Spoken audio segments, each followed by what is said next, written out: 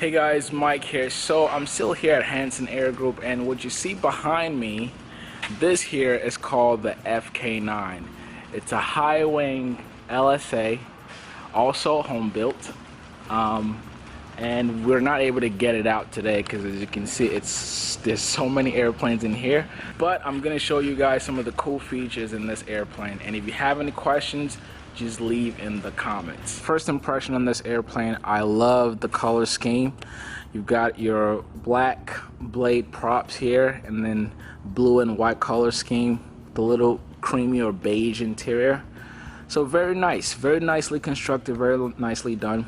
And if you hear any banging in here, that's because we've got a few airplanes that's been built literally from scratch. As you can see over there, that's a Zenith 750 being built over there by Bill. Okay, all right, let's go around this airplane and talk a little bit about it for you. Again, first impression, very neat. Even though it's dusty right now, it still looks so good. All right, you have your wings here. Again, this is a high wing airplane, and your fuel tanks in here with the wings. From what I've been told, this airplane would take 26 total, so probably around 13 on each side for your fuel. It's fitted with a Rotax 912. Okay, let me just go around it for you. See here, got our elevators, rudder back here, and it is a tricycle. Okay, it's a tricycle, which is very common with LSA. It's a tricycle fixed gear. All right, let's get in the airplane and then we'll talk a little bit more about it. So when I look at this airplane, I kind of think of the Flight Design. Okay, this would be a baggage area. All right, and I think it's a little bit bigger in terms of height, a little bit taller than the Flight Design, but let's wait and get inside and see just how big it is in the cabin. My experience with the Flight Design is that it's a little tight in there, but see how you open the door? Basically, the door comes up. All right, and let me find the best way to get in here. It's always the tricky thing about getting into one of these high wings. All right, I'm so used to low wing airplanes that I find a little challenging getting into one of these. All right, first of all, before I even get in, look how neat this interior is. Huh? Look at the color scheme here. You do have leather padded seats with dark color scheme in the middle here. Your middle console, you don't have much going on here. Nothing really, no type of controls or instruments or anything here. This is a two-seater. There's belly room up here to store anything, and this airplane can be fitted with a parachute. Okay, I don't believe one is on this airplane. Actually, it might be, but I don't know. I have to ask. But this airplane, there's an option to fit it with a ballistic parachute. Again, you can maybe put papers or whatever down there, but the real baggage and stuff will go in here, or you go through there. Okay, so let's get in here for a minute. See, this is me in the airplane. Look how cool. I even matched with my dark vest over here. This is me in the airplane. My foot is fully extended down towards the rudder. So I'm 5'10". Okay, I'm 5'10", and I'm sitting very comfortably here in this airplane. And also, I want to say I would probably put a pillow back here. These seats are not the most cushiony. My butt is sitting nice and well, but my lower back, I probably have some cushions back there. But other than that, just my height, weight, everything feels comfortable in here. I'm not like crampy, and I can tell you for sure this airplane feels a little more roomy than the Flight Design. The CTSW that I reviewed a while ago. I'm sure new Flight Designs have maybe wider cabin, but this one that I'm sitting in definitely is more comfortable than the Flight Design that I flew before. All right, now let's talk a little bit about the airplane. Look at this. This current airplane that I'm sitting in comes with a full glass cockpit. You have your Dynon avionics here, Dynon and Garmin, and then Dynon. So no, I mean, you still have your backup steam gauges, But this is a full glass cockpit. And let's go to the middle here. Again, generally, like most single engine airplanes or light airplanes, your controls are typically here, or some controls are typically here, but I believe the throttle for this airplane is here. Unlike the Peregrine that I reviewed earlier, you have your throttle here. I'm not sure what this is for. This may be your brakes, the pull for your brakes or flaps, but it does say it right there, so don't let me choke on my words. This is the pull for your brakes. This is your trim.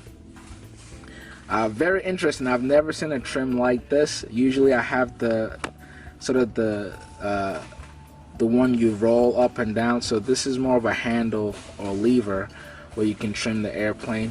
And as you can see, you have a stick on each side. I have one here. Again, for a lot of light sport, this is what you get rather than a yoke. So this does have the stick. You can see my foot there. Got the rudders. Again, very comfortable, and hell, you can even see the rudder cable exposure there, which is neat. I kind of like when I see a little bit of cables here and there. This, it says engine shut must shut off, blah blah blah blah blah. So I was saying earlier, I believe this airplane is fitted with a parachute, and there is my parachute. If you were to get in any kind of trouble in air or during your flight, you always have this option for you. So that's a neat option.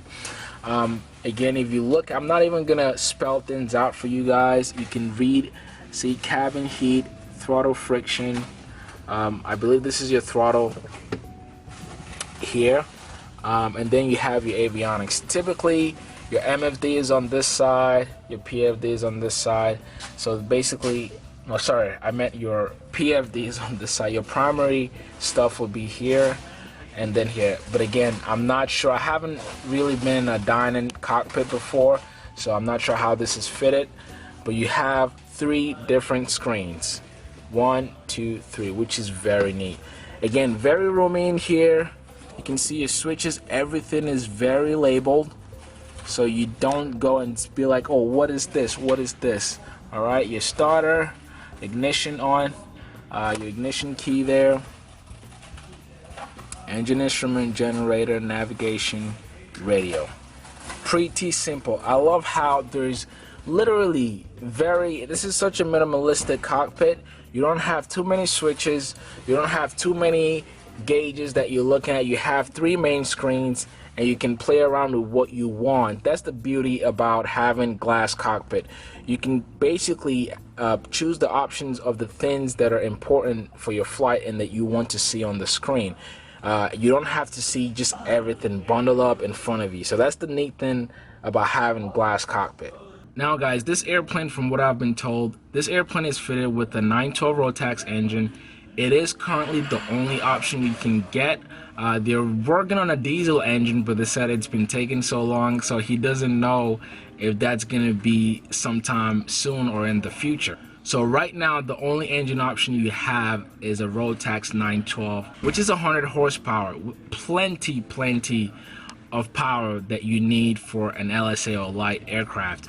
And this airplane will cruise around 110, burning 5 to 6 gallons per hour.